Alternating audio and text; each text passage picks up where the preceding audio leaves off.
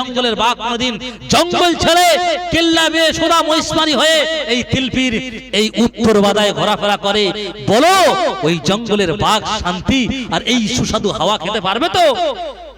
হয় ও তোমাকে আমাকে ছেড়ে খাবে, নইলে আমরা সবাই ব্যাট দিয়ে ইনজেকশন গুলি করে ওকে শেষ করে একদম টুকরো করে ছেড়ে দিয়ে দেবো। কেন শান্তি হতে পারে না? ওর শান্তির জায়গা জঙ্গল কাঁটা হলেও ওখানেই আল্লাহ পাক ওর শান্তির জায়গা, ওখানে ওর আরামের জায়গা করে রেখেছে। আমার মা বোনদের ঠিক ওই রকম ভাবে পর্দার ভিতরটা তোমার আনন্দ, ওখানেই তোমার শান্তি, ওখানেই তোমার সবকিছু। তুমি ক্ষণিকেই যদি ভাবো এই গরমের ভেতরে পচা আমার দ্বারা যাবে না, মানুষের মতো আমি বাইরে লোকালয়ে ঘোরাফেরা করব, তুমি ক্ষতিগ্রস্তর মধ্যে পড়বে, তুমি শেষ হয়ে যাবে, তোমাকে পিঠে শেষ করে দেবে, তুমি আর কিছুই পাবে না। ওই জন্য করে আমার মা বোনরা পর্দায় চলাফেরা করবে। একটা ফজিলাতের কথা বলে শেষ করব, যদি আমার মা বোনেরা পর্দায় চলাফেরা করে, কাল কিয়ামতের মাঠে যখন জান্নাত আর জাহান্নামীদের ভাগ হয়ে যাবে, জান্নাতীরা জান্নাতে চলে যাবে, তখন জান্নাতের সবথেকে বড় নিয়ামত হবে সমস্ত মানুষ সচক্ষেই চর্মচোখে আল্লাহ পাককে দিদার করবেন। এটাই জান্নাতের সবথেকে বড় নিয়ামত, সবথেকে বড় ফ্যাসিলিটি আর কোয়ালিটি, যে আমরা আমাদের চর্মচোখে ডাইরেক্ট আল্লাহকে কোনো পর্দা ছাড়া, পর্দা থাকবে না, বিনা পর্দায় ডাইরেক্ট আল্লাহকে দেখবো।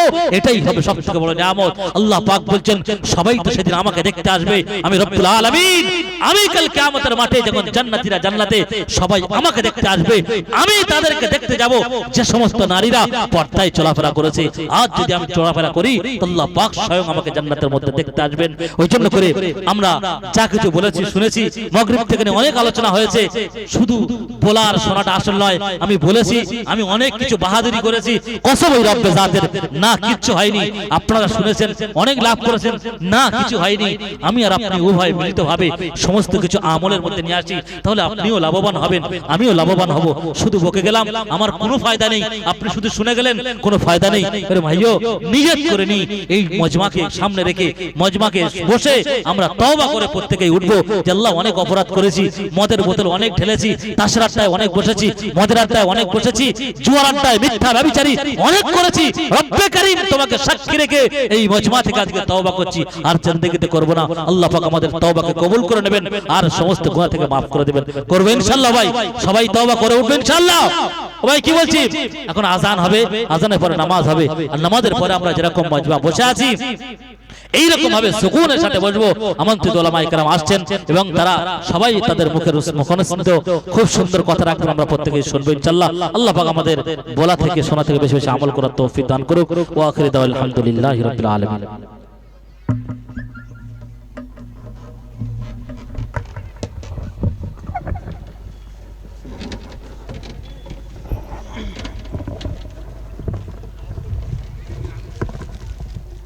আজানের 15 মিনিট পরে নামাজ শুরু হবে, আমরা নিজেদের জরুরত থেকে ফারেক হয়ে যাই।